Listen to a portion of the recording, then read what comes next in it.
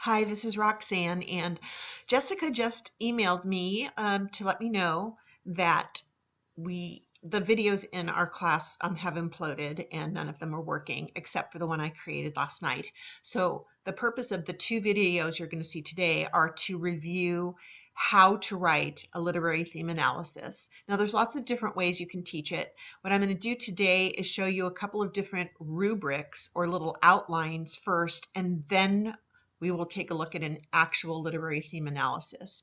The literary theme analysis we're going to use as an example today is in your week 3 learning module under student example. So you're going to want to click on that if you'd like to follow along with me.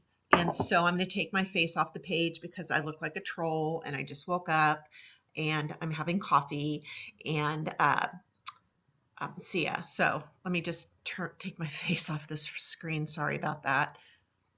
Okay, this is one way people like to organize their writing. They just take a look at this little mini format, which is really just a little very mini scratch outline. Intro paragraph needs the author and the type of literature and the title of the literature and the mini plot and the protagonist motivation, the antagonist, the theme identification, and the theme definition, and always your thesis statement is the last sentence in your intro paragraph. The purpose of the thesis statement is to let the reader know what theme you plan on proving and how you plan on proving it. Oh, that's why I've highlighted it. It's always the very most important sentence in any paper. If you don't have a thesis statement, you don't have a paper. There needs to be a reason that you're writing this paper because you're trying to prove a theme. Okay, then we're going to go to body paragraph 1. I only want one body paragraph for a total of 2 paragraphs. I don't need an essay right now. So body paragraph 1, your topic sentence. How do we see this theme revealed? Pinpoint or summary sentences. What's going on in the story right before the textual or concrete evidence that you're going to use to prove this theme? What's going on in the story right before that concrete evidence occurs in the story? So in this way, pretend that I've not read the story. I have no idea what it's about. What do you think I would need to know about the protagonist? What's going on in her life at that moment? Or anything of significance that I might need to know so that I can understand your paper. I should be able to give your paper to one of the professors at Princeton University, and he or she who's never read The Bean Tree should be able to read your paper and understand what you're trying to say, even though they've, again, not read the novel. So that's how important specifics are. Make sure you tell me what page it's on, and then explain how, this is called analysis, explain how the textual or concrete evidence that you've chosen proves your theme. That's your job. Now off to a different rubric. Sorry, I thought I got myself off the screen, but I didn't, so I'm off now. Okay, so this is the literature analysis plus factual info. This is a rubric that I encourage people to use after they're done writing, after you think you're done, to go through again and put a check mark next to everything that's there. So again, in the intro paragraph, everything does not need to be in this order except for your thesis statement. It always needs to be the last sentence in your intro paragraph, always, always, always. No exceptions.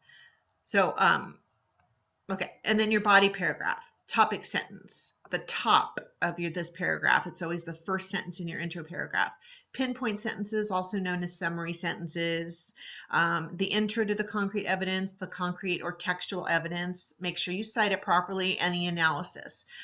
What's going on in this passage right here that's proving the topic sentence to be true, which is proving the thesis statement to be true. Other things about which you need to consider: your heading, pagination, which is also known as your header, proper use of words, present tense voice, your works cited page. I've written pinpoint sentences again, which are also known as little mini summary sentences, because I need to know what's going on in the story right before the evidence takes place. This is usually about 2 or 3 sentences. Your analysis part, you're so fortunate, this is the best part, it's usually 7 to 10 sentences. Okay, now we're done with this rubric and we will move on.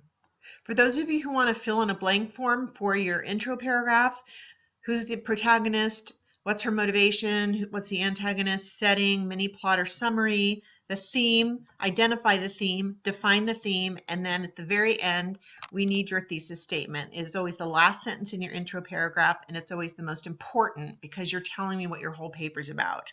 So that's for those of you who would like to use this as well. And you're not limited to just using one. You can use all of these different documents to help you out.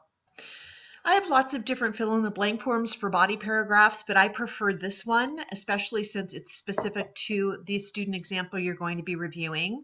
So your thesis statement, which is always the last sentence in your intro paragraph, I always put it at the top of the paper to always remind me that that is exactly what I'm trying to prove. So body paragraph 1, and again, you're only going to have one body paragraph.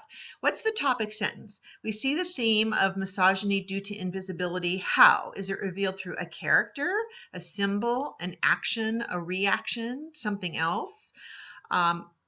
Then there's the pinpoint sentences, also known as the mini summary, beginning with, for example, what's going on in the chapter directly before the concrete evidence takes place. The concrete evidence are words from the story that prove your theme.